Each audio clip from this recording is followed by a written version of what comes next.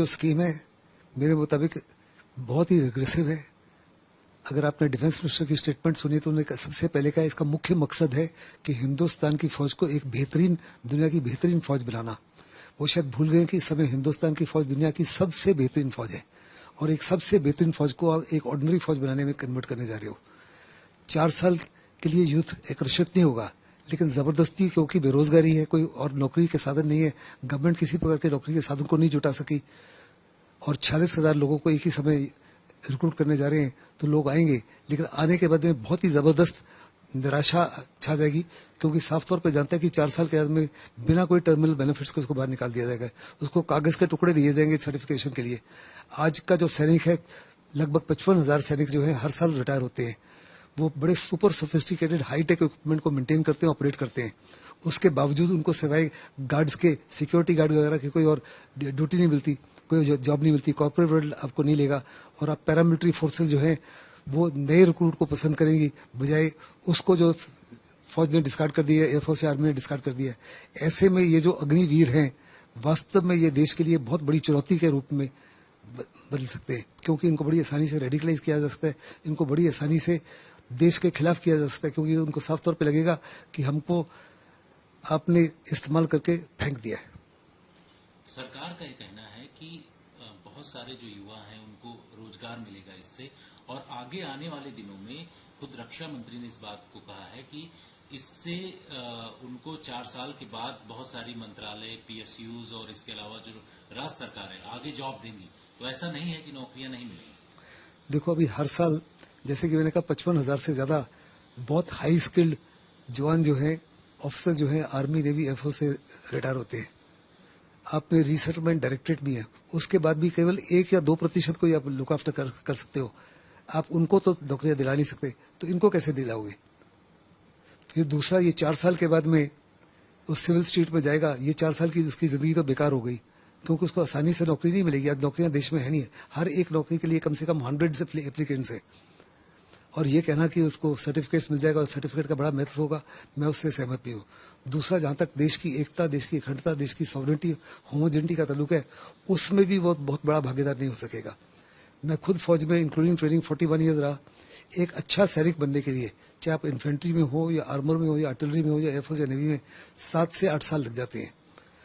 उसकी तो ट्रेनिंग ही 6 महीने है, और अपने 6 महीने के बाद में उसको भेज रहे हो सियाचिन में या ईस्टर्न लद्दाख में या अरुणाचल में या पाकिस्तान के खिलाफ, जहां पे उसके सामने जो है बहुत ही एक शूरवीर सैनिक खड़ा है।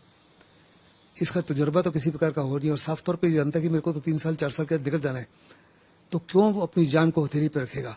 उसकी क्या मोटिवेशन होगी, उसका क्या मोरल होगा, उसकी किस प्रकार की तमन्ना होगा, किस प्रकार का जोश होगा, जिसकी राजनाथ सिंह बात कर रहे हैं।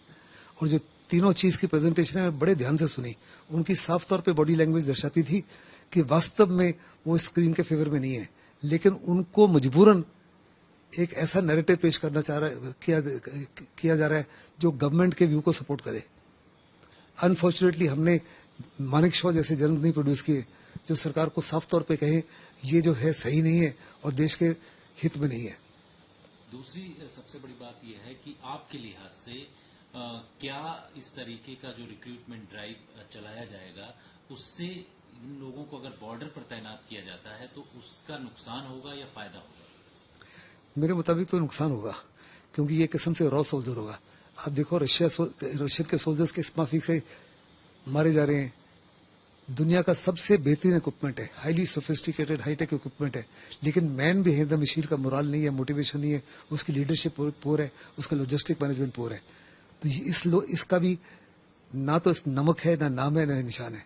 इसको किसी की परवाह नहीं, इसको परवाह केवल और केवल है अपनी जान की, अपनी फैमिली की, और ये चाहेगा कि किसी ना किसी तरीके से 3 या 4 साल पूरे करे और सिविल स्ट्रीट में दोबारा जाए।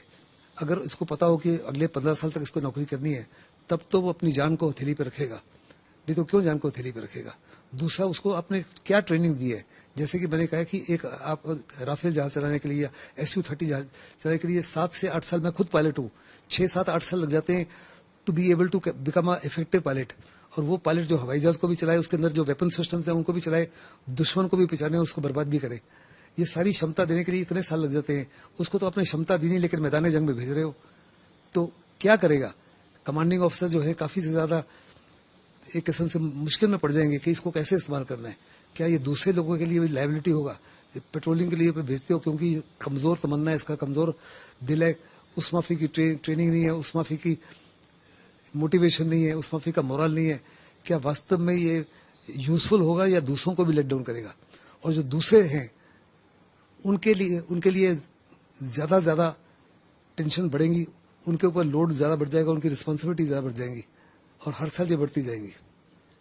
आपके मुताबिक ये जो सैनिक होंगे इससे नुकसान हो सकता है किसी तरीके का देश को? मेरे मुताबिक तो देश को बहुत बड़ा नुकसान होगा। ये स्कीम जो है आप कह रहे हैं कि समय की पुकार को निगाह में रखते हुए बड़ा लाजमी है कि चेंज लाया जाए। ये चेंज लाया जा रहा है दो मकसद के लिए। एक, देश में बड़ी जबरदस्त बेरोजगारी है, 2024 में इलेक्शन है, आप किसी न किसी तरीके से युवकों को नौकरी देना चाहते हैं।